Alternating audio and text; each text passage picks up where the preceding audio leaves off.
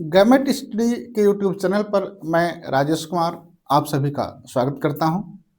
आप लोग की सोशल साइंस विषय से एलटी ग्रेड की तैयारी बहुत अच्छे से चल रही होगी। आप लोगों ने अपने नोट्स रिवीजन कर लिए होंगे, प्रश्नों की प्रैक्टिस कर रहे होंगे। उसमें एक चीज़ गैमेट स्टडी सेंटर की ओर से राजेश कुमार मैं जोड़ना चाहता हूं कि आप लोग मॉडल पेपर भी देख लें। वह मॉडल पेपर जो पूर्णतः है यूपीपीएससी के पैटर्न पर आधारित है। तो सोशल साइंस विषय के अंतर्गत एक विषय इतिहास को जो 60 क्वेश्चन पूछे जाते हैं, हूबहू उसी तरह के 60 क्वेश्चनों के एक मॉडल पेपर की प्रैक्टिस आज हम लोग करने वाले हैं। इससे पहले हम लोगों ने 2 मॉडल पेपर कर लिया है। आप लोगों का रिस्पांस बहुत अच्छा है। आप लोगों को लग रहा है कि ये यूपीएससी के ही पैटर्न पर आधारित है। आज हम लोग जो है तीसरा मॉडल पेपर करेंगे।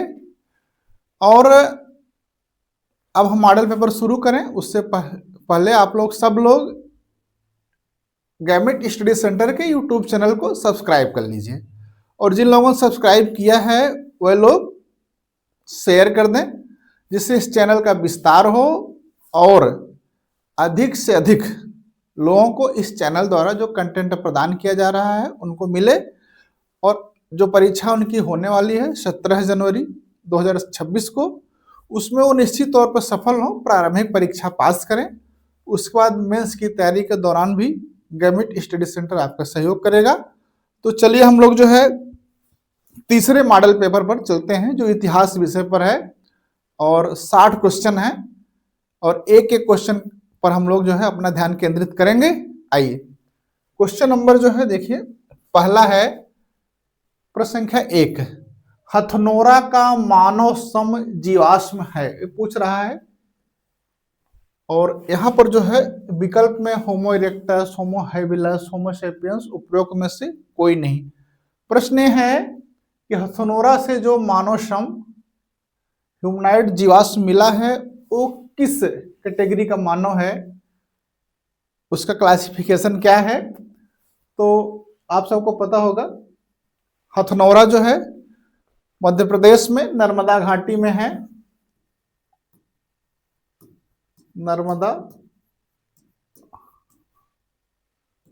नर्मदा घाटी में है। यहां पर जो है 1982 में अरुण कुमार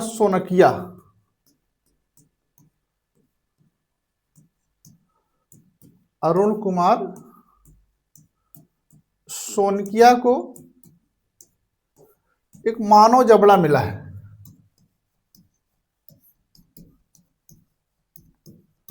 यह है भारतीय उपमहाद्वीप में मिलने वाला पहला मानव जीवाश्म। और यह मानव जीवाश्म, अब तो उत्तर आपको पता चल गया होगा, पहले भी परीक्षाओं में पूछा गया है। तो ए है ऑप्शन ए, होमो इरेक्टस। जिन लोगों ने ऑप्शन ए को चूज किया है, होमो इरेक्टस को लगाया है, उनका उत्तर पूरी तरह से सही है। ये कौन सा स्थल है, हथनोरा जो है, ये भी आपकी परीक्षा में पूछा जा सकता है। ये निम्न पुरा पाषाण काल का है, निम्न पुरा पाषाण काल का है ना। आइए, प्रश्न नंबर 2 है, सूची फर्स्ट सूची सेकंड से सुमेलित कीजिए तथा नीचे दिए गए कूट का प्रयोग कर सही उत्तर का चयन कीजिए। ये दिया संस्कृतियां सोहन, नेवासा, बागोर, कोल्डिवा। पूछ रहा है कब के हैं, मध्य पुरा पाषाण, निम्न पुरा पाषाण, नव संस्कृति, उच्च पर्वत। सरल क्वेश्चन है,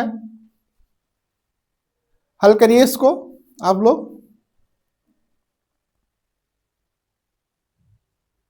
उत्तर आ रहा है। चलिए हम लोग बात करते हैं। सोहन संस्कृति, जिसमें चापर चॉपिंग उपकरण आते हैं ना, वो है निम्न पुरा पाषाण काल का। नेवासा संस्कृति मध्य पुरा पाषाण काल का। बागोर उच्च पुरा पाषाण काल का। और कोल्डिवा नव पाषाण काल का। तो इसमें उत्तर में देखिए, सोहन माने 2, नेवासा 1 बागोर 4, कोल्डिहवा 3, 2 1 4 3। अब देखिए ऑप्शन बी वाला देखिए 2 1 4 3। थोड़ा सा कंफ्यूजन आपको बागोर को लेकर होगा। तो बागोर जो साइट है ये उच्च पुरा पाषाण काल से शुरू होती है, उच्च पुरा पाषाण के उपकरण मिलते हैं। साथ में ये मध्य पाषाण काल में प्रवेश करती है। मध्य पाषाण काल की प्रसिद्ध जो है संस्कृति है बागोर, जहां से पशुपालन का सर्वप्रथम साक्ष्य मिला है ना। चलिए, आदमगढ़ और बागोर 2 स्थान है मध्य पाषाण काल से जहां पर क्या मिला है, पशुपालन के साक्ष्य मिले हैं। क्लियर। चलिए, क्वेश्चन नंबर 3 है, उत्तर पूर्व अफगानिस्तान स्थित निम्नांकित कौन सा नगर हड़प्पीय व्यापारिक बंदरगाह था? लोथल, मुंडीगाग, सुरतघोई, नौशेरो। एक पूछता है हिंद कुछ पर्वत के उस पार के तो 2 स्थल होते हैं, मुंडीगाग और सुरतघोई। उसमें पूछ रहा है कि व्यापारिक बंदरगाह कौन सा था, बताइए। सरल क्वेश्चन है, इसको देखते ही आपको सही कर देना है, ज्यादा इसमें दिमाग नहीं लगाना है। व्यापारिक बंदरगाह जिन लोगों ने ऑप्शन सी को ऑप्ट किया है, सुरतघोई, उनका उत्तर पूरी तरह से सही है। चलिए, क्वेश्चन नंबर 4 पर चलते हैं। निम्नांकित पशु समूहों में से कौन सा समूह मोहनजोदड़ो की पशुपति मुहर पर अंकित है? पशु समूह है सिंह, गैड़ा, भैंसा और घोड़ा, वृषभ। ये सब दिया है सिंह, हाथी, भैंसा, वृषभ ना। व्याघ्र, गैड़ा, भैंस और हाथी, बताइए। मोहनजोदड़ो उसमें एक मुहर मिली है जिसमें चौकी पर एक देवता विराजमान है जिनके सिर में सींग निकली हुई है, पद्मासन की मुद्रा में बैठे हुए हैं, जिनके दोनों ओर दाएं और बाएं पशु पाए गए हैं। उन्हीं पशुओं को पूछ रहा है। और नीचे हिरण है, पैरों के पास में क्या है, हिरण है, हिरण। तो दाएं जो है 2 पशु हैं, एक है व्याघ्र और हाथी, और दाएं जो है गैंडा है, गैंडा और भैंसा। अब देखिए इसमें ऑप्शन ए में देखिए सिंह है, गैंडा, भैंसा और घोड़ा। घोड़ा तो मिलता नहीं है शायद 2 में। अब इसमें चौथा विकल्प आइए, व्याघ्र, गैंडा, भैंसा और हाथी ना। दाहिने तरफ व्याघ्र और हाथी, बाएं तरफ गैंडा और भैंसा। कितने लोगों ने लगाया है ऑप्शन डी? ऑप्शन डी जिन लोगों ने लगाया है उनका उत्तर पूर्णतः सही है, कंफ्यूज नहीं होना है। इसी को जो है मार्शल महोदय ने पशुपत शिव कहा, पाशुपत शिव कहा। ये पाशुपत शिव का प्रमाण कहां से मिलता है अगर पूछे तो मोहन जोदड़ो से मिलता है। क्वेश्चन नंबर 5 है, निम्नलिखित नगरों में से कौन सा महापाषाण कालीन संस्कृति से संबंधित नहीं है?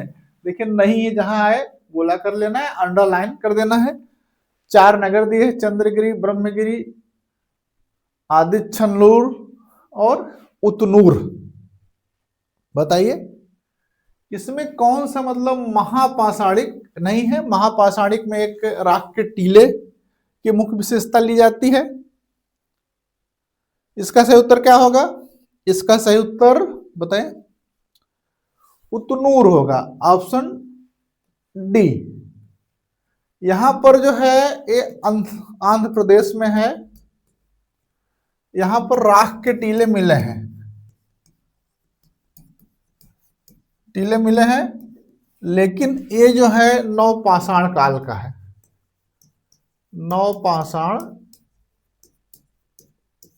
नवपाषाण कालीन स्थल है, इसलिए इसमें कौन सा ऑप्शन हो जाएगा?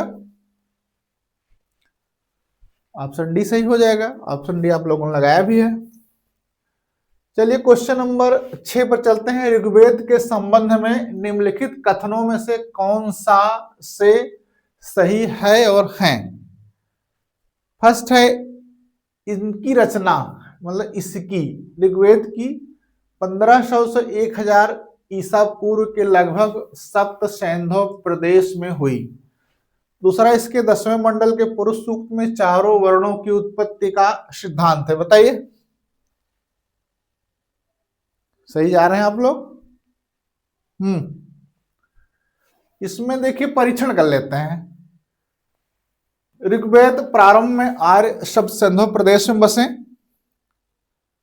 ना, वहीं पर वेदों ऋग्वेद की रचना हुई। दूसरा, इसके 10वें मंडल में एक 10वां मंडल है, पुरुष सूक्त है ना, जिसमें बताया गया है कि एक जो है आदि पुरुष हैं, विराट पुरुष ना, विराट पुरुष हैं, उनकी जब बलि दी गई तो उनके जो है जितने अंग थे, उनसे 4 वर्ण बने। समझ गए? तो ये चतुर्वर्ण व्यवस्था की उत्पत्ति 10वें मंडल में है। ये प्रश्न बार बार पूछा गया है। अब उत्तर क्लियर हो गया। ऑप्शन सी 1 और 2 दोनों इसमें सही हैं। आइए क्वेश्चन नंबर 7 में, उत्तर वैदिक काल में स्त्रियों की दशा के संबंध में निम्न में से कौन सा कथन असत्य? जब असत्य की बात आए तुरंत आगे टिक कर देना है, गोला कर देना है, अंडरलाइन कर लेना है। आइए पढ़ते हैं, अब विचार करते हुए चलते हैं, या जिनको उत्तर बताना है उत्तर बता भी दें। चलिए, स्त्रियों को उपनयन संस्कार का अधिकार नहीं था। सही बात है, ये तो सत्य है। बहुपत्नी विवाह प्रचलित हो गया था, बहुपत्नी, एक से अधिक पत्नियों का विवाह प्रारंभ हो गया, प्रचलित हो गया था। स्त्रियों की राजनीतिक सभाओं में प्रवेश की मनाही थी। स्त्रियों को ऋग्वैदिक काल में भी सभी अधिकार दिए गए थे एक्सेप्ट राजनैतिक और आर्थिक। और आज के भी युग में अगर किसी को उसके राजनैतिक और आर्थिक अधिकार से दूर कर लीजिए तो कोई भी अधिकार दे दीजिए, कोई मतलब है नहीं है। स्त्रियों की शिक्षा वर्जित थी, नहीं शिक्षा प्राप्त करती थी, यही गलत है। तो ऑप्शन डी, शिक्षा प्रतिबंधित नहीं की गई थी, उपनयन नहीं होता था, शिक्षा प्राप्त करते थे। कई विदेशी महिलाओं की चर्चा भी है वैदिक ग्रंथों में ना। चलिए, प्रतीत समुत्पादवाद का सिद्धांत संबंधित है जैन धर्म, बौद्ध धर्म, आजीवक धर्म, चार्वाक धर्म। बताइए, प्रतीत समुत्पादवाद ये सिद्धांत किस धर्म से संबंधित है? यह प्रश्न पूछ रहा है, सीधा सरल क्वेश्चन।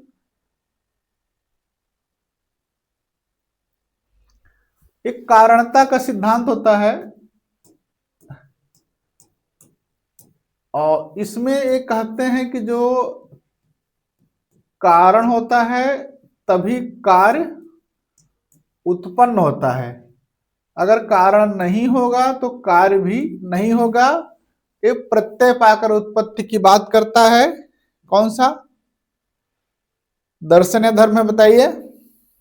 ठीक, जिन लोगों ने ऑप्शन बी लगाया बौद्ध धर्म, बौद्ध धर्म का बहुत प्रसिद्ध सिद्धांत है प्रतीत समुत्पादवाद। इसी से सब व्याख्याएं होती हैं। अगर हम कारण को समाप्त कर देंगे तो कार्य भी समाप्त होगा।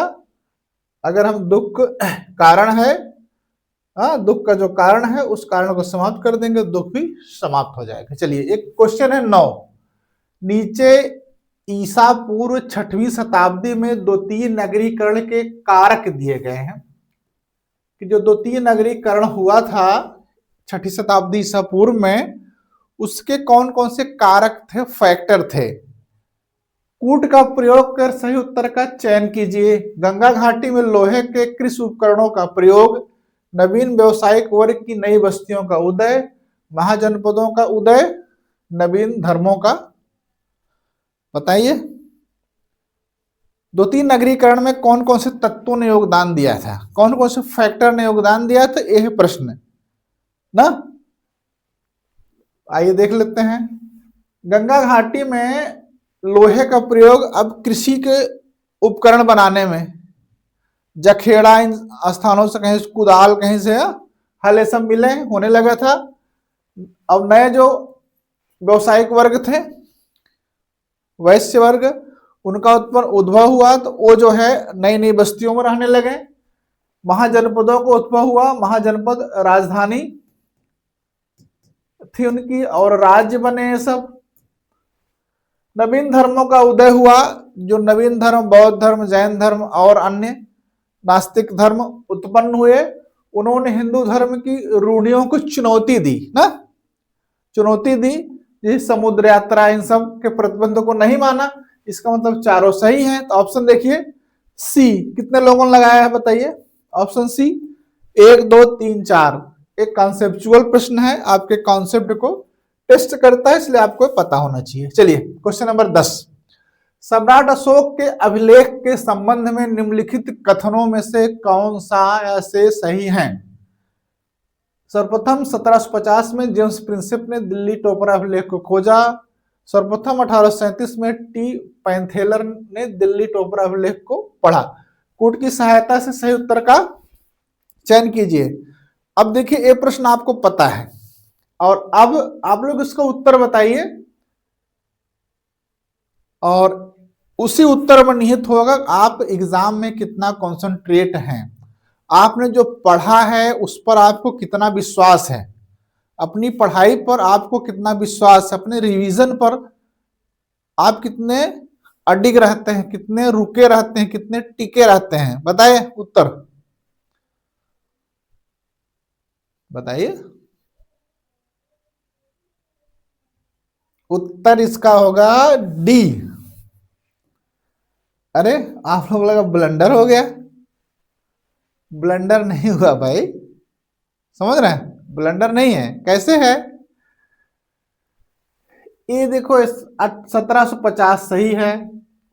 दिल्ली टोपरा अभिलेख को खोजा गया, जो पहला अभिलेख अशोक का खोजा गया था दिल्ली टोपरा का, इसको जेम्स प्रिंसेप ना करके टी पैंथेलर ने किया था, इन्होंने किया था, टी पैंथेलर ने किया था। ठीक, और सर्वप्रथम इसलिए अगर हम जेम्स करते हैं तो गलत हो गया। फिर 1837 में किसने पढ़ा, जेम्स प्रिंसेप ने पढ़ा, ये बात गलत है, ये गलत हो गया। जबकि पहला क्या था, दिल्ली टोपरा अभिलेख को पढ़ा गया था। वो अलग बात है कि जेम्स प्रिंसेप ने उसका संबंध देवनागरी का कहां से कर दिया था, लंका के राजा तिस्य से कर दिया था, बाद में वो सही हुआ। अब समझ में आया दोनों गलत हैं, केवल ये किया गया जेम्स और इनको ऊपर नीचे कर दिया गया और घूम गए आप लोग। इसीलिए कहते हैं क्वेश्चन देखिए लोक सेवा आयोग उत्तर प्रदेश बहुत सरल बनाता है, बस आपको जो पढ़ा है ना उस पर पूरा विश्वास करके जाइए कि मैं एक एक लाइन को अच्छे तरीका से पढ़ूंगा।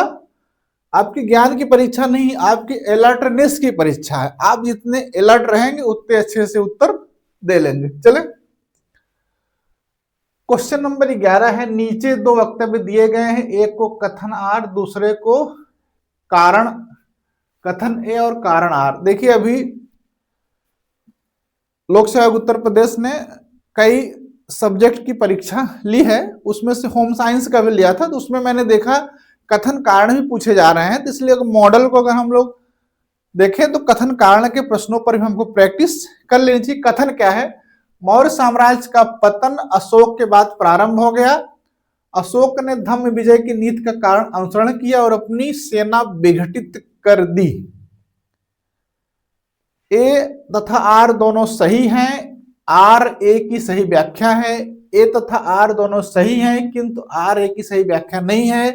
ए सही किंतु आर गलत है, ए गलत किंतु ए गलत है, आर किंतु सही है। ठीक, बताएं।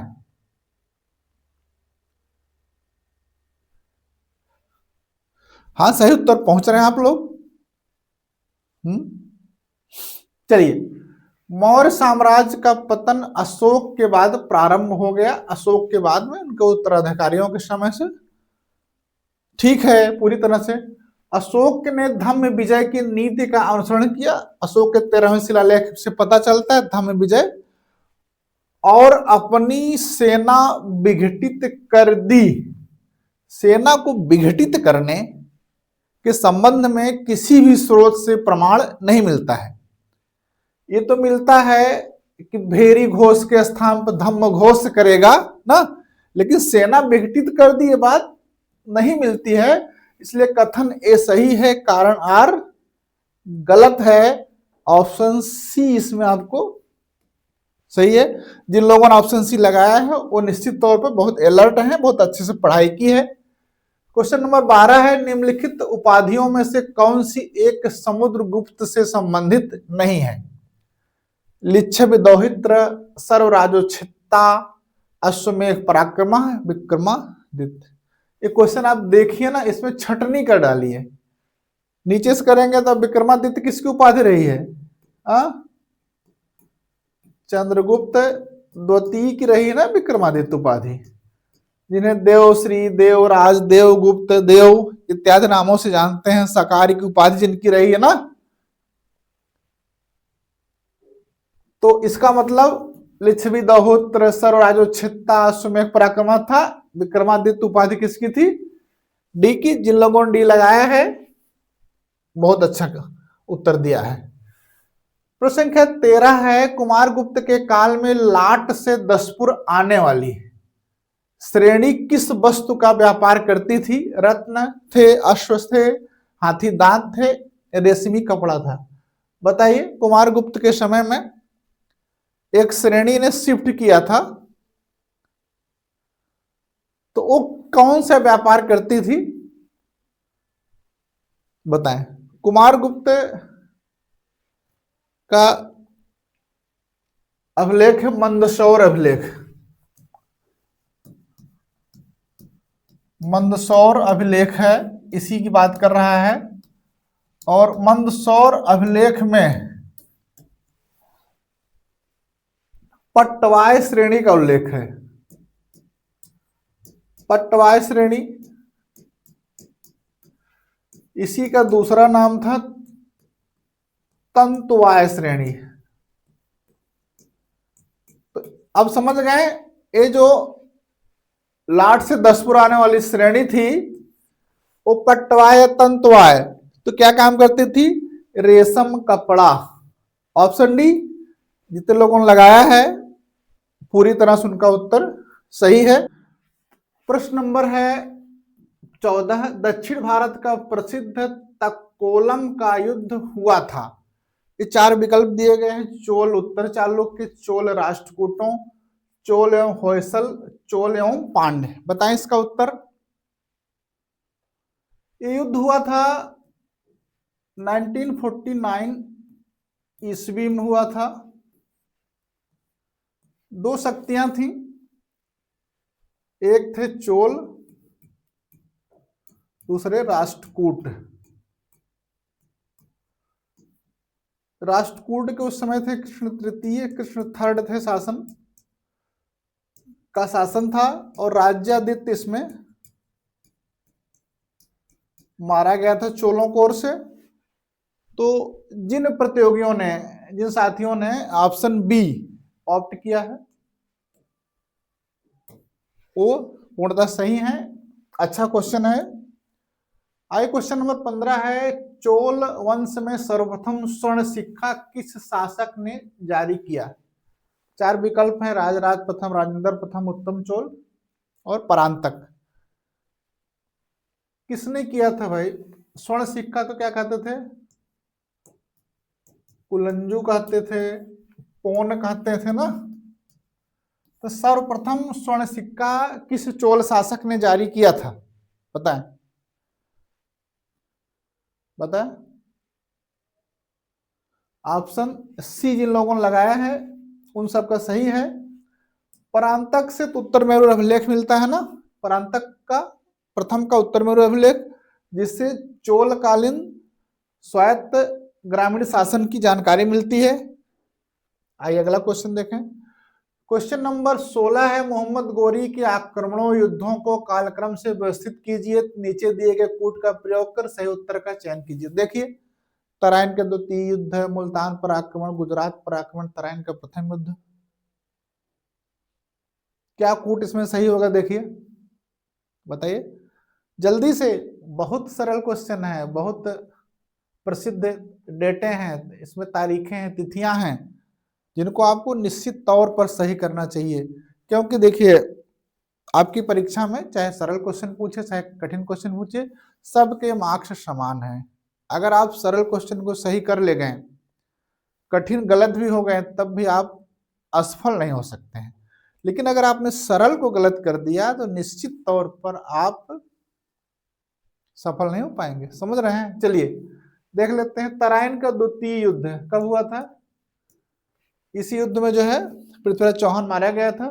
मुल्तान का प्रथम 1175 में एक गोरी का जो है भारत यहाँ जो प्रथम आक्रमण था। पूछता है कि मोहम्मद गोरी ने सर्वप्रथम कहां आक्रमण किया था? मुल्तान पर। गुजरात का 1178 में भीम सेकंड ने, इसमें गोरी पराजित हुआ था। क्या हुआ था? पराजित हुआ था। तराइन का प्रथम 1191 में, इसमें भी पराजित हुआ था ना। अब क्रम कर लीजिए। सबसे पहले है मुल्तान 1175, उसके बाद 78 है गुजरात, फिर तराइन का प्रथम युद्ध 4 है, फिर 1 है तराइन का द्वितीय युद्ध। 2 3 4 1। देखिए कोई है ऑप्शन? कोई ऑप्शन दिख रहा है इसमें? हाँ दिख रहा होगा आपको। 2 3 4 1 यही इसका उत्तर है। सरल क्वेश्चन है। आइए देखिए दोस्त, दिया गया सूची में कूट का प्रयोग करके क्या करना है? सही उत्तर का चयन करना है। अब इसमें अलबरूनी एक उपाधि है, जो संस्कृत के विद्वान उसको विद्यासागर कहते हैं। उत्बी हमलावर दरबारी इतिहासकार इसकी उपाधि है। बैहाकी को पूर्व का पेप्स कहते हैं। फिरदौसी को फारसी का होमर कहते हैं। इस प्रश्न के साथ में उपाधियां आपको याद हो जाएंगी, क्योंकि उपाधियों पर अलग से भी प्रश्न बन सकते हैं। चलिए, इनकी पुस्तकें दिया गया है। बताइए अलबरूनी की कौन सी पुस्तक है? इसमें नहीं पता तो छोड़ते हैं। उत्बी की कौन सी पुस्तक है? तारीख यामनी। बैहाकी की पुस्तक कौन सी है? तारीख सुबुक्तगीन। ये बैहाकी की पुस्तक की बात हो रही है। फिरदौसी की शाहनामा है। अब बचा क्या? मीन मकाला। तो अलबरूनी का मीन मकाला से मिला दीजिए। लेकिन समझिए, ये जो किताबुल हिंद है, किताब उल हिंद, या जिसको तहकीक ए हिंद कहते हैं, उसका एक नाम आपको पता रहे, क्या है? मीन मकाला भी है। ठीक, अब चलिए मिला लेते हैं। अलबरूनी 4, उत्बी 3, बैहाकी 2 और 1, 4 3 2 1 है कोई विकल्प? 8D वाला देखिए, 4 3 2 1। सरल क्वेश्चन है। ये सब जो है ना, एक ही जगह मिलेंगे सब, वहां से आप इसको समझिए। इसमें से कोई ना कोई प्रश्न आपकी परीक्षा में पूछ देता है, और ये पूर्णतः जो है आपकी LT ग्रेड के पैटर्न पर है। चचनामा सिंध का इतिहास है, मूल रूप से किस भाषा में लिखा गया है? फारसी, हिब्रू, अरबी, संस्कृत। चचनामा, इसको फतेहनामा भी कहते हैं, फतेहनामा भी कहते हैं। इसके लेखक के बारे में सही सी जानकारी नहीं मिल पाती है, लेकिन इससे जो है सिंध का इतिहास पता चलता है। सिंध के इतिहास के लिए एक प्रसिद्ध ग्रंथ है। पूछ रहे हैं किस भाषा में है? बताइए। सरल क्वेश्चन है, पढ़ते हैं। ध्यान नहीं देंगे दिक्कत होगी। ऑप्शन सी लगाया आप लोगों ने, यही सही है इसका। ऑप्शन सी पूरी तरह से सही है, पूर्णतः। आइए, क्वेश्चन दिया है, नीचे दो वक्तव्य दिए गए हैं, एक को कथन और दूसरे को कारण कहा गया है। अब कथन कारण पढ़ना है, फिर उससे कूट दिए गए हैं, कूटों से उत्तर निकालना है। मोहम्मद बिन तुगलक द्वारा लिया गया सबसे विवादास्पद फैसला दिल्ली से देवगिरी राजधानी का कथाकथित स्थानांतरण था। यह कदम सुल्तान द्वारा दिल्ली के लोगों को दंडित करने के लिए किया गया था, उसके विरोधी बन गए थे। दोनों सही है, सही व्याख्या करता है, दोनों सही है लेकिन व्याख्या नहीं करता है। ए सही है, आर गलत है, ए गलत है किंतु आर सही। बताइए, देवगिरी, दिल्ली से देवगिरी जो राजधानी परिवर्तन किया था, इसके बारे में एक इतिहासकार कहते हैं कि दंडित करना चाहता था, क्योंकि वो लोग घृणित पत्र लिख रहे थे मोहम्मद बिन तुगलक को। लेकिन ऐतिहासिक तथ्यों का जब सूक्ष्म विवेचन करते हैं तो उससे पता चलता है कि देवगिरी केंद्र में था। अब केंद्र में होने के कारण साथ में वो दो राजधानी बनाना चाहता था, एक राजधानी से दक्षिण पर नियंत्रण करना चाहता था, एक राजधानी से उत्तर पर नियंत्रण करना चाहता था। इसलिए इसका जो कारण है वो तो गलत है। और सबसे विवादास्पद फैसला माना जा सकता है, सबसे विवादास्पद फैसला था। ए सही है, आर गलत है। इतना लंबा सवाल है, उत्तर आपका ऑप्शन सी है, ए सही है, आर गलत है। धैर्य से पढ़ना है, फिर खुले मन से विचार करना है, और फिर आपने जो पढ़ा है उसको याद करना है, तब जाकर उत्तर पर पहुंचना है। समझ गए? क्वेश्चन नंबर 20 है, अलाउद्दीन खिलजी के सुधारों के संबंध में निम्नलिखित कथनों पर ध्यान दीजिए। 4 कथन दिए गए हैं, कूट की सहायता से बताना है कि इसमें से कौन कौन से कथन सही हैं। जागीरों पर दी गई समस्त राजस्व मुक्त भूमि को जब्त कर लिया, अपनी सेना में दाग और चेहरा प्रारंभ किया, बड़े अमीरों सेनापति की एकता को समाप्त करना, शराब की सार्वजनिक बिक्री पर पाबंदी लगाना। बताइए,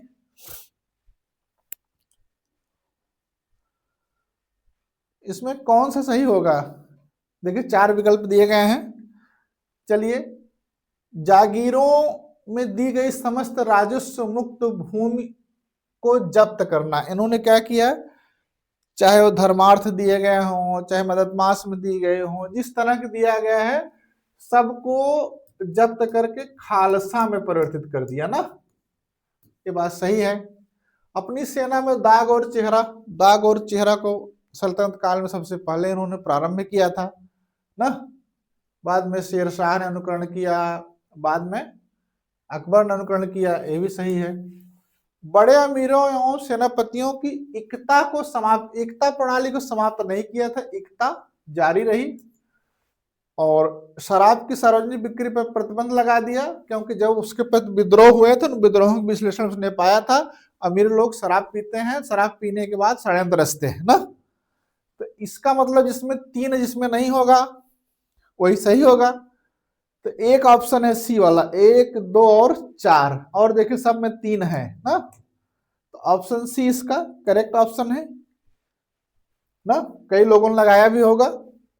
चलिए, क्वेश्चन नंबर 21 है, निम्नलिखित किस ग्रंथ में फिरोज शाह तुगलक की नहर योजना का विस्तृत विवरण मिलता है? बताइए, फुतुहात फिरोज शाही, तारीख मुबारक शाही, तारीख फिरोज शाही, उपयुक्त में से कोई नहीं। सिंचाई के लिए नहरों का जाल बिछाया था ना, यमुना से नहर निकलवाई, सतलज से नहर निकलवाई ना, नहर उलूग खानी, नहर राजवही फेमस था। तो किस पुस्तक में इससे विवरण मिलता है? बताइए, चारों में से कौन है? ऑप्शन बी जिन्होंने टिक किया है उनका सही है। ये याहया अहमद सरहिंदी की किताब है, पुस्तक है अहमद सरहिंदी की। इसी में फिरोज शाह तुगलक द्वारा नहर निर्माण का विस्तृत विवेचन किया गया है। अकबर के शासनकाल की क्वेश्चन नंबर 22 में आइए, आधिकारिक नियमावली और गजेटियर का नाम बताइए। तारीख हुकफ, आइन अकबरी, सुलह कुल, अकबरनामा। गजेटियर क्या था अकबर के समय में? देखिए इसमें विकल्प में दोनों दिया है, आइन अकबरी और अकबरनामा। आइन अकबरी किसने लिखा है या अकबरनामा किसने लिखा है? अबुल फजल ने लिखा है। इसके 3 भाग हैं और जो तीसरा भाग है वही है आइन अकबरी। ये तीसरा भाग क्या है? आइन अकबरी है। और इसी आइन अकबरी को अकबर का गजेटियर कहते हैं। ऑप्शन बी इसका करेक्ट ऑप्शन है। कितने लोगों ने लगाया ऑप्शन बी? जितने लोगों ने लगाया उन सबका सही है। आइए क्वेश्चन नंबर 23 पर आए। औरंगजेब के शासन काल की निम्नलिखित घटनाओं को कालक्रम से व्यवस्थित कीजिए और नीचे दिए गए कूट का प्रयोग कर सही उत्तर का चयन कीजिए। गोकुल के नेतृत्व में जाटों का विद्रोह, गुरु तेग बहादुर की हत्या, शहजादा अकबर का विद्रोह, राजा राम के नेतृत्व में जाटों का विद्रोह। बताइए कालक्रम से बढ़ती हुई तिथि के अनुसार बताएं क्या होगा। तिलुपत के जमींदार थे गोकुल। इन्होंने औरंगजेब की नीतियों के खिलाफ 1669 में विद्रोह किया था। गुरु तेग बहादुर की औरंगजेब ने हत्या करवाई थी 1675 ईस्वी में। शहजादा अकबर का विद्रोह हुआ था 1681 ईस्वी में।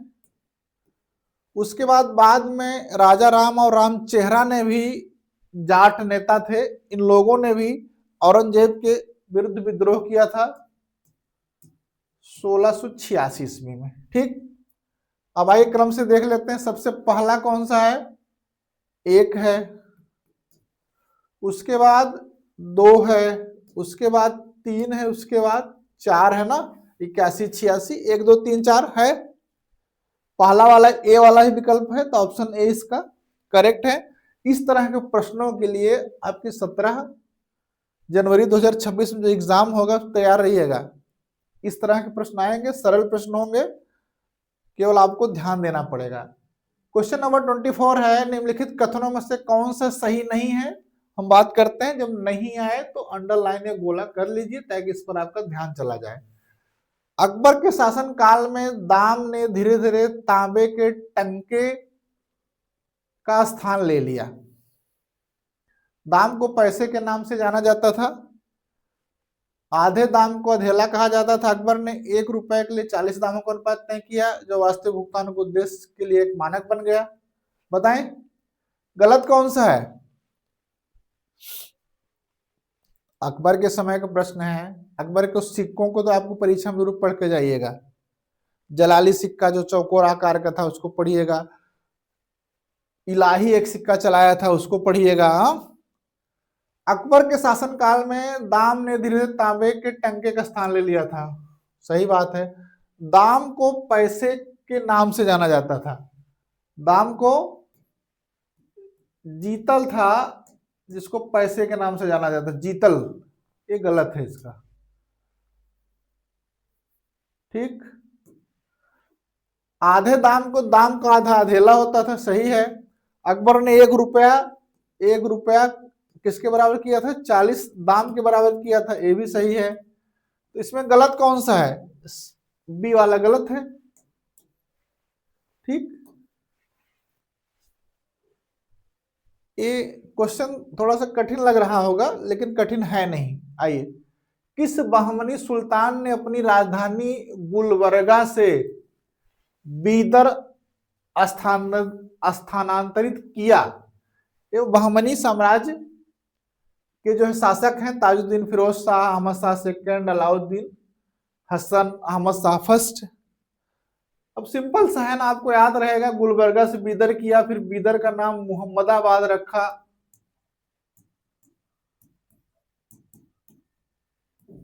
और जिसने रखा है ना वो अपनी न्यायप्रियता और धर्मनिष्ठता के लिए प्रसिद्ध था। न्याय प्रियता और धर्मनिष्ठता के लिए प्रसिद्ध था, इसलिए उसको वली या संत भी कहा जाता था। आपकी परीक्षा में पूछा जा सकता है संत या वली किसको कहा जाता था। ऑप्शन डी जिन लोग लगाया है अहमद शाह, इनका पूरा नाम शिहाबुद्दीन अहमद शाह प्रथम, शिहाबुद्दीन अहमद शाह प्रथम। ऑप्शन डी इसका करेक्ट उत्तर है। क्वेश्चन नंबर 26 है, हिंदुस्तान में मराठा विस्तार हमारी विजय पताका को कृष्णा से अटक तक ले जाएगा। यह प्रस्ताव किस मराठा पेशवा द्वारा प्रस्तुत किया गया। बालाजी बाजीराव, बाजीराव प्रथम, बाजीराव द्वितीय, नाना फडणवीस। और इस पेशवा की इस दहाड़ को सुन करके उस समय साहू जी थे, उन्होंने कहा कि निश्चित तौर पर आप इसको हिमालय के उस पार गाड़ आएंगे विजय पताका को, और सत्य ही आप योग्य पिता की योग्य संतान हैं। क्या उत्तर होगा इसका? उत्तर बी होगा, बाजीराव प्रथम। समझ गए? क्वेश्चन नंबर 27 है, वह कौन था जिसने पहली बार भारत के विभिन्न क्षेत्रों की भाषाओं का विवरण दिया तथा हमें ध्यान दिलाया था कि हिंदवी देश की संपर्क भाषा तथा संस्कृत शास्त्रीय भाषा है। बताएं, क्षेत्रों की भाषाओं का विवरण दिया। अलबरूनी, इब्न बतूता, वर्नी, अमीर खुसरो। कौन है? इसका सही उत्तर क्या है?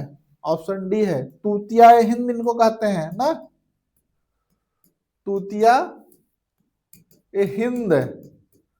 और सूफी इनको तुर्कल्लाह की उपाधि देते हैं। किसकी? तुर्कल्लाह की। परीक्षा में आपके पूछा जाता है अमीर खुसरो से। आइए सूची फर्स्ट को 28 नंबर पर, सूची सेकंड से सुमिलित कीजिए तथा नीचे दिए गए कूट का प्रयोग कर सही उत्तर का चयन कीजिए। बहुद्दीन जकारिया, सरफुद्दीन याहया, ये सब दिया है। फिर किस सिलसिले की स्थापना की है बताइए,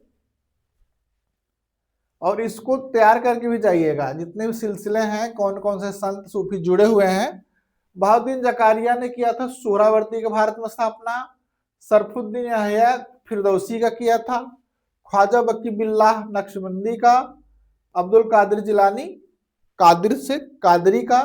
1 2 3 4 इसमें है, वो ऑप्शन सही है। ऑप्शन ए में 1 2 3 4 है, यही ऑप्शन सही है।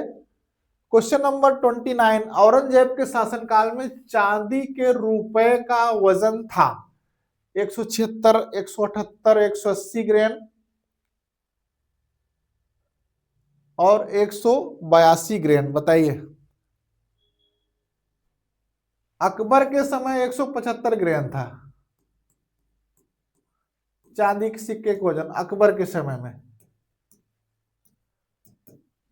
कुछ तो नया हुआ है इसलिए प्रश्न बना है ना। तो औरंगजेब के समय कितना था वजन? ऑप्शन सी में जाइए, 180 ग्राम। ये नया तथ्य था जो आपके प्रश्न के रूप में आपके सामने है। क्वेश्चन नंबर 30 है, मुगलों के जमाने में विकसित हुए तकनीकी के संबंध में निम्नलिखित में से कौन सा कथन सही नहीं है। 4 कथन दिए गए हैं, इसमें से कौन सा सही नहीं है। वह वस्त्र जो सारी दुनिया में मशहूर थे वह बिना बहुचक्री मल्टीसाइकिल कर्वों की सहायता से तैयार किए जाते थे, बार बार चलने वाले। समुद्री यात्राओं जाने नौकाओं में एस्ट्रोलैब के अलावा और कोई आधुनिक उपकरण नहीं था। एस्ट्रोलैब तो था उसमें, और तो कुछ नहीं था, ये भी सही है। मुगलों के महान स्मारकों तक निर्माण एक पहिया ठेला गाड़ियों जैसे प्रारंभिक मदद से किया। जो महान जो बड़े हैं, एक पहिया ठेला गाड़ी से नहीं, अन्य बहुत से जो है साधन उपयोग किए जाते थे, ये गलत है। यहाँ तक कि मशीनी काम के लिए सही खांचों वाले पेज भी नहीं बनाए, पेज भी नहीं बनते थे उस समय। समझ रहे हैं? तो यही सी वाला जो है यही गलत है कि एक पहिया वाली गाड़ी। हाँ, क्वेश्चन नंबर 31 है, 1690 में जाब चारनाक ने अंग्रेज कोठी की स्थापना कहाँ की थी? सुल्तानाती, कालिकता, गोविंदपुर, हरिहरपुर। कलकत्ता की स्थापना के लिए वहां के जमींदार शोभा से लिया गया था ना, सुतानाती, कालीकट और गोविंदपुर। और फिर फोर्ट विलियम की स्थापना कहां पर की थी, वही बात पूछ रहा, अंग्रेज कोठी की, चारनाक ने। तो एक स्थान पॉइंट आउट करना है, और ये पहले भी क्वेश्चन आ चुका है। ऑप्शन है सुतानाती में उन्होंने जो फोर्ट विलियम की स्थापना की थी, वही प्रश्न है। क्वेश्चन नंबर 32 है, निम्नलिखित में से किसके बीच 1802 ईस्वी में बेसिन की संधि पर हस्ताक्षर किए गए, बताइए। बड़ौदा के गायकवाड़ और marquess of Wellesley, Malhar Holkar, Mount Stuart, Elphinstone, Peshwa Bajirao द्वितीय, मार्क्विस ऑफ बेलेजली, सतारा के, बताइए। 1802 में हुआ था बेसिन की संधि, और बेसिन की संधि के बाद में फिर द्वितीय आंग्ल मराठा युद्ध शुरू होता है, और यही संधि है जिसमें पेशवा पहली बार जो है संधि स्वीकार करता है। उसमें पेशवा कौन था, तो बाजीराव द्वितीय थे, और बेलेजली के बीच हुआ था। इसलिए जिन लोगों ने ऑप्शन सी को लगाया है उनका उत्तर पूरी तरह से सही है। 33 है, निम्नलिखित संधियों को कालक्रम से व्यवस्थित कीजिए और नीचे दिए गए कूट का प्रयोग कर सही उत्तर का चयन कीजिए। ये संधियां हैं सालबाई, इलाहाबाद, अलीनगर और सूरत की। चलिए आप लोग डेट बताते चलिए। सालबाई की संधि 1782 इसी से तो जो जाकर के प्रथम आंग्ल मराठा युद्ध खत्म हुआ था। इलाहाबाद की सन 1765 बंगाल, बिहार, उड़ीसा की दीवानी अंग्रेजों को मिली थी। अलीनगर की संधि फरवरी 1757 में हुई थी, प्लासी के युद्ध से पहले। अलीनगर की संधि में अंग्रेजों को सब कुछ मिल गया था जो चाहते थे। उसके बाद सूरत की संधि हुई थी 1775 में। अब क्रम कर लीजिए,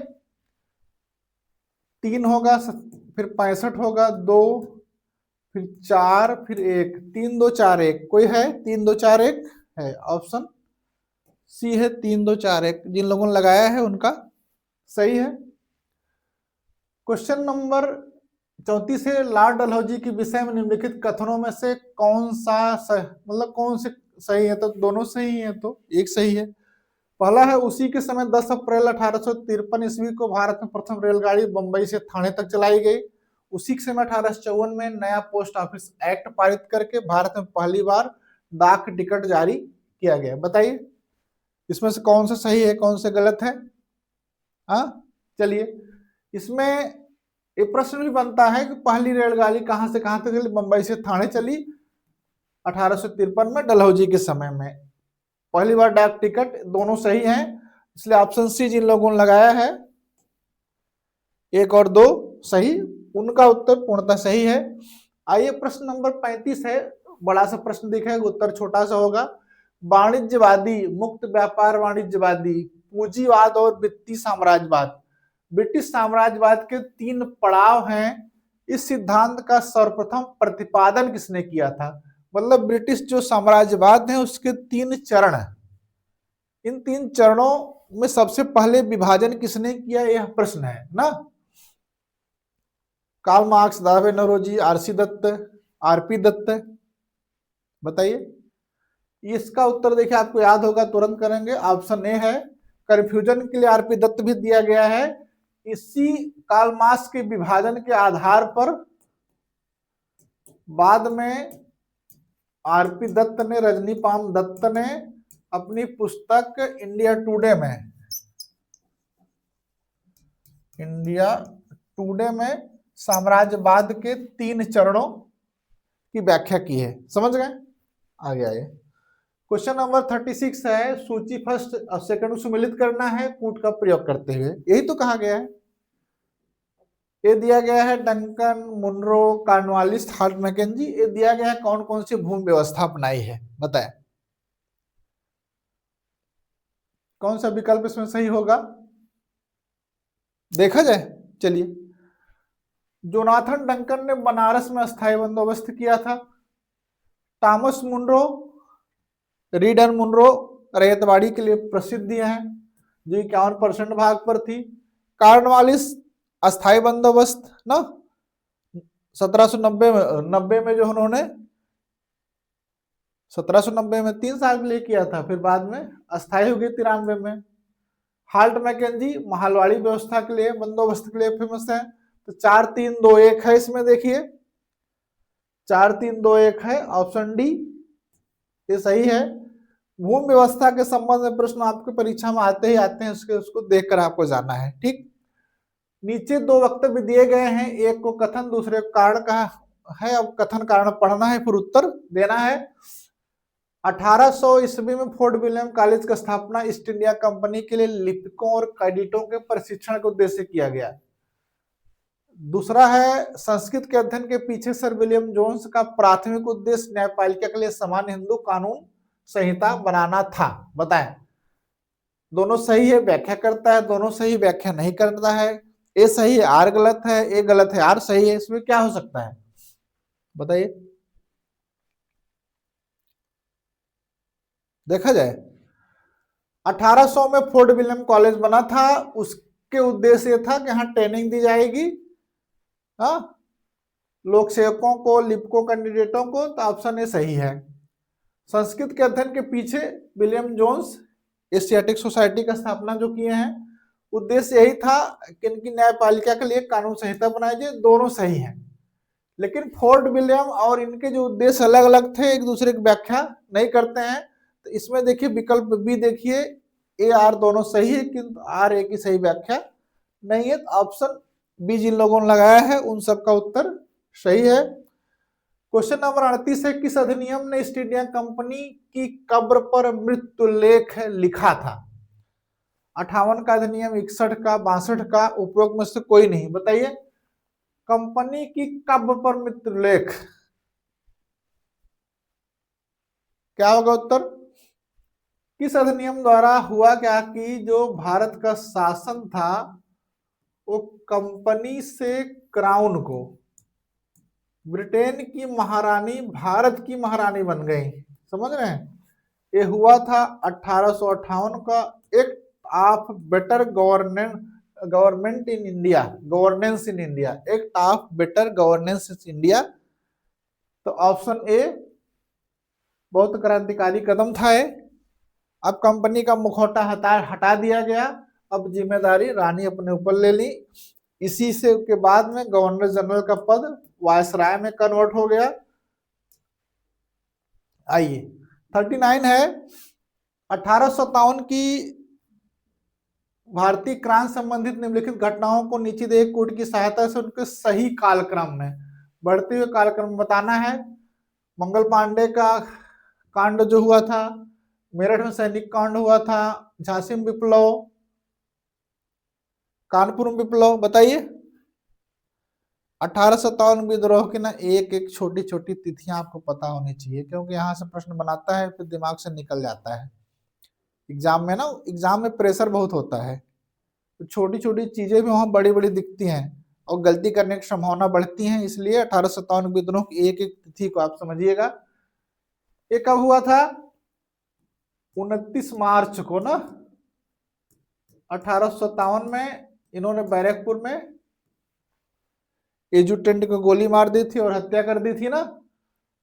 ब्राउन बेस में जो लगा हुआ चर्बी था उसको। बाद में इनका 8 अप्रैल में कोर्ट मार्टल, 8 अप्रैल 1857 में कोर्ट मार्शल करके फांसी दे दी गई।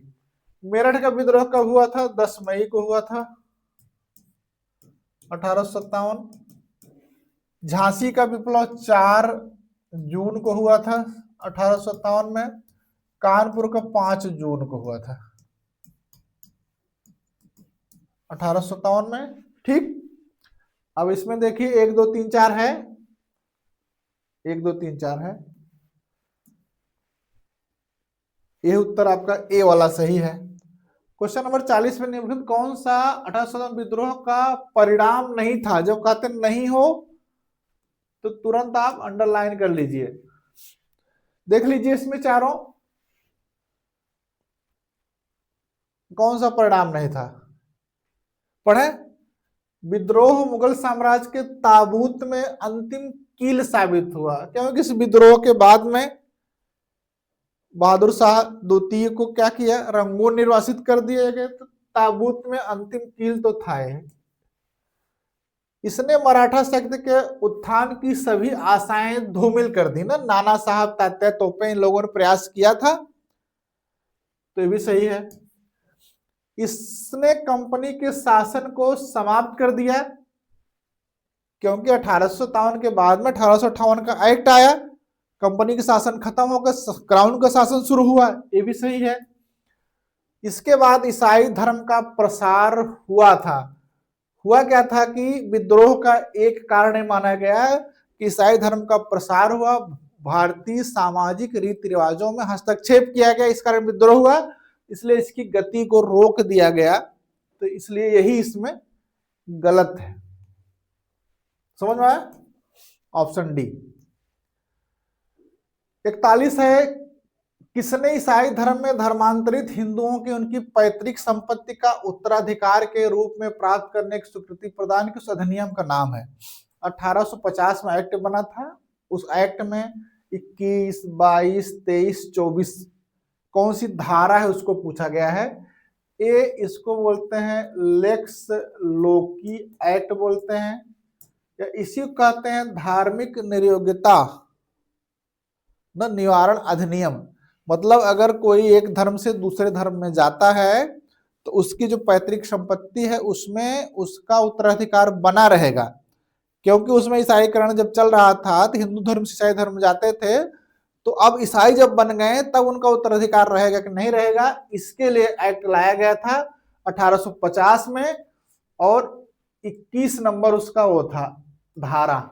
ऑप्शन ए एक्ट 21 कब का? 1850 का। आइए सूची फर्स्ट को सेकंड से सुमेलित कीजिए, नीचे दिए कूट का प्रयोग कर सही उत्तर बताइए। ये राजा राम मोहन राय, देवेंद्रनाथ टैगोर, विवेकानंद, आत्मानंद पांडुरंग दिए गए हैं। इन्होंने जो संस्थाएं बनाई हैं उनके बारे में बात की गई है ना, सरल है। आइए देखते हैं। राजा राम मोहन राय ने आत्मीय सभा बनाया था कब? 1814 में। देवेंद्रनाथ टैगोर तत्वबोधिनी 1843 में, तत्वबोधिनी पत्रिका थी। विवेकानंद ने रामकृष्ण मिशन की स्थापना की थी 1897 में। आत्माराम पांडुरंग ने प्रार्थना सभा की स्थापना की थी 1867 में। ठीक, डेट इसलिए दे रहा था कि आपको पता रहे, ये परीक्षा में पूछा जाता है। अब इसका मतलब कौन सा बनेगा? 2, 1, 3, 4। 2, 1, 3, 4 देखिए इसमें ऑप्शन देखिए, बी वाला ऑप्शन है ना, 2, 1, 3, 4 सही। जिन लोगों ने लगाया उनका सही है। 43 है, राष्ट्रीय आंदोलन की निम्नलिखित घटनाओं को नीचे दिए गए कूट की सहायता से उनके सही कालक्रम में लगाइए। बेबल योजना, कांग्रेस के मंत्रियों का त्यागपत्र, स्वराज पार्टी का गठन, मुस्लिम लीग की सीधी कार्रवाई। बताइए, इससे पहले मॉडल पेपर में सीधी कार्रवाई की डेट आ गई थी ना, डेट बताई जाए। बेबल योजना कब आई थी? 1945 में आई थी ना, इसी के बाद शिमला कॉन्फ्रेंस हुआ था। कांग्रेस के मंत्रियों के त्यागपत्र, कांग्रेस के मंत्रियों ने शुरुआत कब की थी? 1937 में, और 1939 में इन्होंने त्यागपत्र दे दिया, क्योंकि इनको बिना पूछे ही भारत को द्वितीय विश्व युद्ध में सम्मिलित कर लिया गया था। स्वराज पार्टी का गठन कब हुआ था? 1923 में। सीधी कार्रवाई 16 अगस्त 1946 में ना। अब क्रम कर लीजिए, 23 माने 3, 39 माने 2, 1, 4, 3, 2, 1, 4, 3, 2, 1, 4 ना, सही है। क्वेश्चन नंबर 44 पाइए, निम्नलिखित में से किस आंदोलन के दौरान सत्याग्रह, बहिष्कार, जन विरोध के कई अन्य कारगर तौर तरीकों का विकास एवं प्रयोग हुआ? बंगभंग विरोधी आंदोलन, चंपारण, खेड़ा, खिलाफत। बताइए, सत्याग्रह का प्रयोग हुआ, बहिष्कार का हुआ, जन विरोधी हुआ। सरल क्वेश्चन है, लेकिन वहां परीक्षा में आपके दिमाग में प्रेशर रहेगा, गलत हो सकता है, तो इसका ऑप्शन ए सही है। 1905 में बंगाल का विभाजन हुआ था, उसके विरोध में स्वदेशी आंदोलन हुआ था, जिसमें इन सभी तरीकों को अपनाया गया था, इन तरीकों का विकास हुआ था। चलिए क्वेश्चन नंबर 45 है, क्रिप्स प्रस्ताव को निम्नलिखित में से किसने दिवालिया होते बैंक के पोस्ट डेटेड चेक के रूप में बतलाया? क्रिप्स प्रस्ताव आया था, कब आया था? 1942 में आया था। और किसने कहा कि ये जो है दिवालिया होते बैंक के पोस्ट डेटेड चेक है? समझ रहे हैं? जो क्रैश हो रहा है, दिवालिया हो रहा है, एक कथन किसका है? एक कथन देखिए महात्मा गांधी का है, ऑप्शन बी है। एक कथन क्यों कहा गया? जब कृषि मिशन आया तो उन्होंने भारत को बहुत सी चीजें देने का वादा किया, और कब देगा? जब द्वितीय विश्व युद्ध समाप्त हो जाएगा। तो इसीलिए इसको कहा गया कि पोस्ट डेटेड चेक है। अभी इसका हम भजा नहीं सकते, इसका यूज नहीं कर सकते हैं, वो बाद में करना है। इसी में जवाहरलाल नेहरू ने, गांधी ने तो कहा था कि पोस्ट डेटेड चेक है, और जवाहरलाल नेहरू उसमें जोड़ा था टूटते हुए बैंक का, जो बैंक खत्म हो रहा है उसका है, उसकी कौन सी गारंटी, उसकी कौन सी साख है? समझ रहे हैं? तो ये है कथन महात्मा गांधी का मूल रूप से। 46 नंबर पर क्वेश्चन है, सूची फर्स्ट सुमेलित कीजिए, इंगित कीजिए कि कौन सा सही सुमेलित नहीं है। ठीक, ये देखिए महाजनपद दिया है, उनकी राजधानी दिया है ना, पांचाल है। पांचाल की राजधानी क्या है भाई? अहिछत्र काम्पिल्य है, अहिछत्र काम्पिल्य है ना। मथुरा किसकी है? एक महाजनपद है सूरसेन।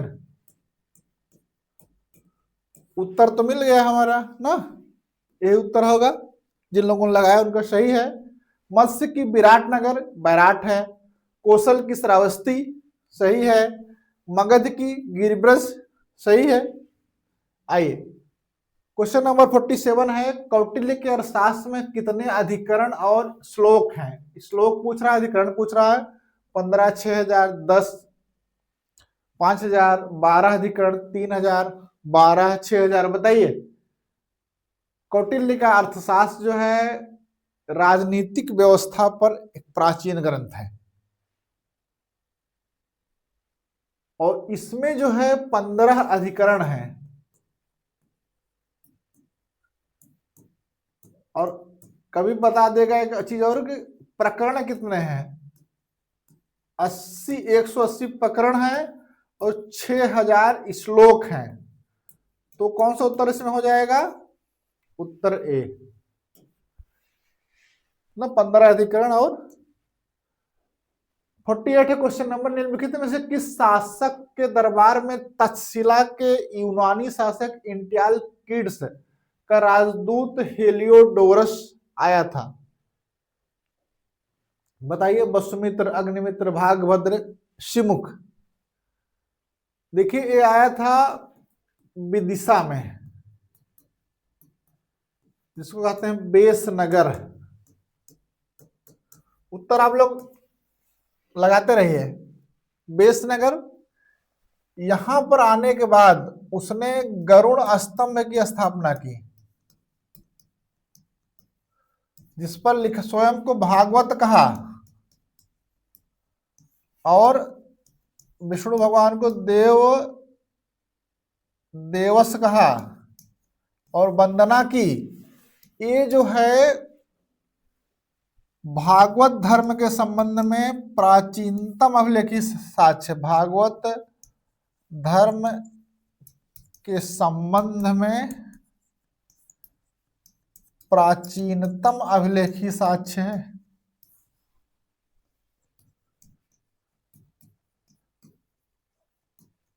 ये आया था शुंग शासक भागभद्र के समय में। ऑप्शन सी लगाए होंगे, इंटियालकिडस का था। क्वेश्चन नंबर 49, गुप्त काल के दौरान लोकर्का के रूप में किस देवता का उल्लेख किया गया है? बताइए। शिव, गणेश, सूर्य, कुमार। लोकर्का कौन थे? लोकर्का ऑप्शन सी में आइए, सूर्य के लिए लोकर्का का प्रयोग हुआ है। क्वेश्चन नंबर 50 है, निम्नलिखित में से चोल वंश का राजस्व अधिकारी कौन था? एक लाइन का क्वेश्चन है, 4 विकल्प हैं। अलनायक, सेरुंदरम, कग पेरुमक्कल, क्या है इसमें उत्तर? जल्दी से करिए, इसको ज्यादा सोचना थोड़ा। ऑप्शन सी इसमें सही है, बरित पपुक्कग। क्वेश्चन नंबर 51 है, निम्नलिखित में से कौन सा कथन सही नहीं है तो क्या कर देना है? सबसे पहले अंडरलाइन कर देना है, गोला कर देना है।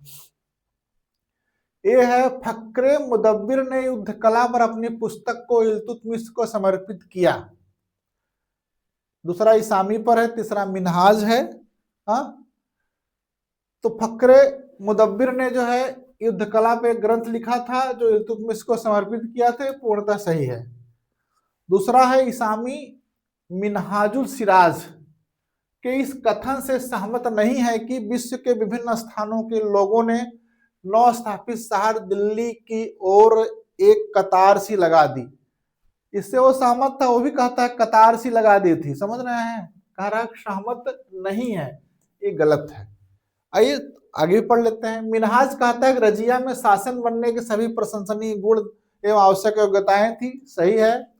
रजिया द्वारा गैर तुर्कों को महत्वपूर्ण पदों पर नियुक्ति ने तुर्की अमीरों को नाराज कर दिया, जिसकी वजह से उन्होंने रजिया को अपदस्थ करने की योजना बनाई, सही बात है ना। मलिक याकूत उकीत के बारे में आप लोग जानते ही होंगे, तो इसका मतलब सही कौन सा नहीं है? बी वाला नहीं है, जो इसामी वाली बात है।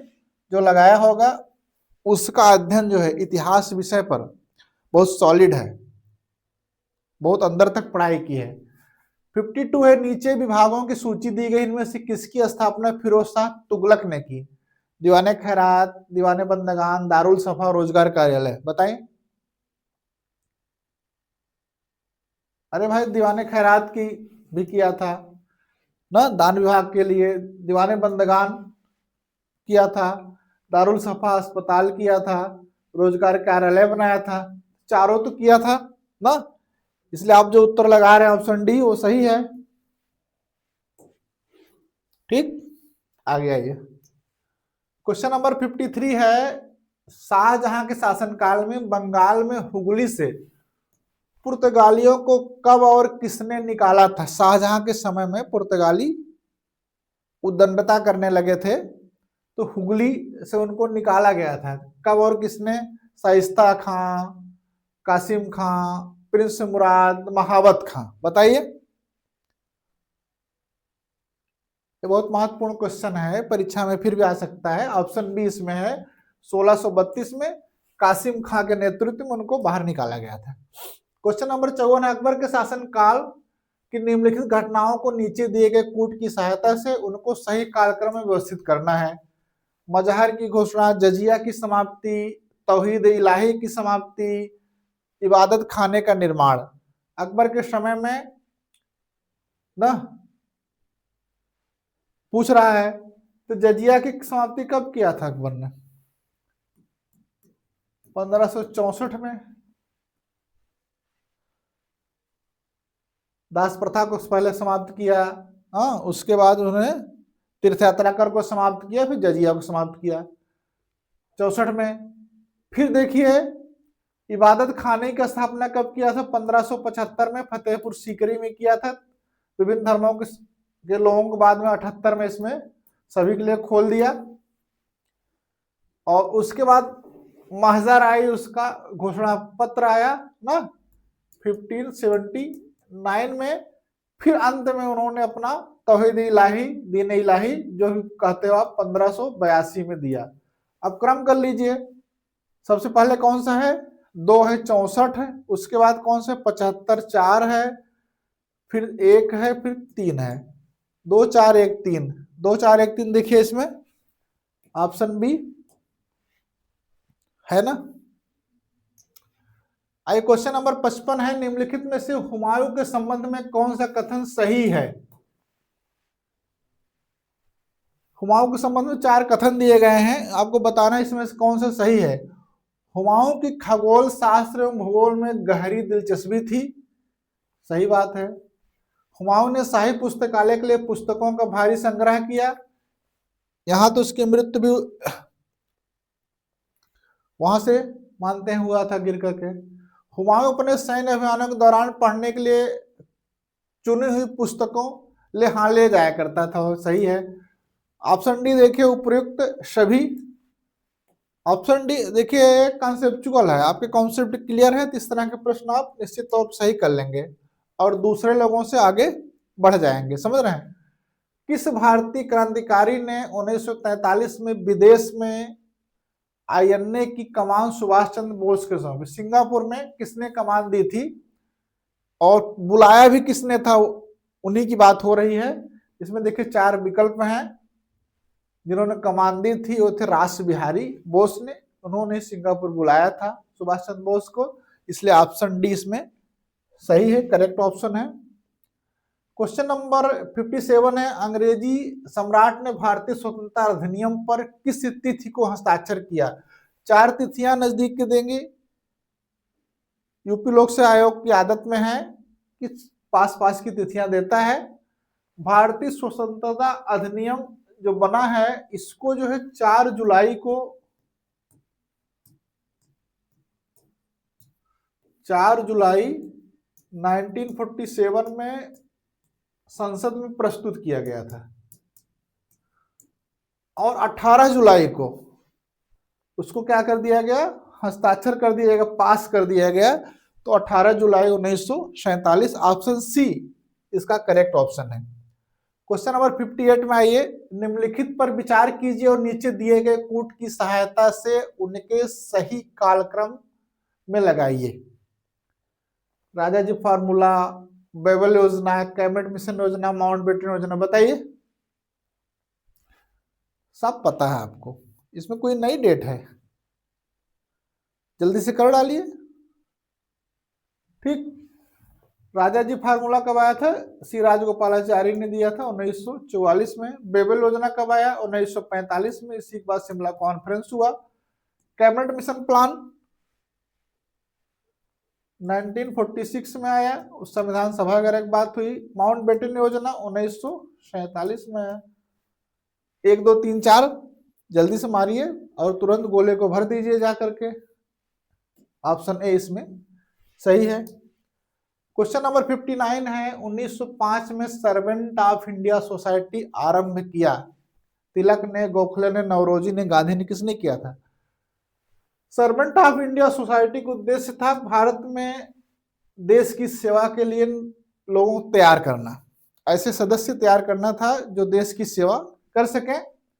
इसके लिए गोखले जो महात्मा गांधी के राजनीतिक गुरु हैं, उन्होंने सर्वेंट ऑफ इंडिया सोसाइटी की स्थापना की थी। ऑप्शन बी इसका सही है। समझ गए? क्वेश्चन नंबर आइए लास्ट आज का 60 है, निम्नलिखित कौन सा कथन गांधी इरविन समझौते के संबंध में सही नहीं है? ऑप्शन नहीं आया तो हम लोगों ने उसको अंडरलाइन कर दिया।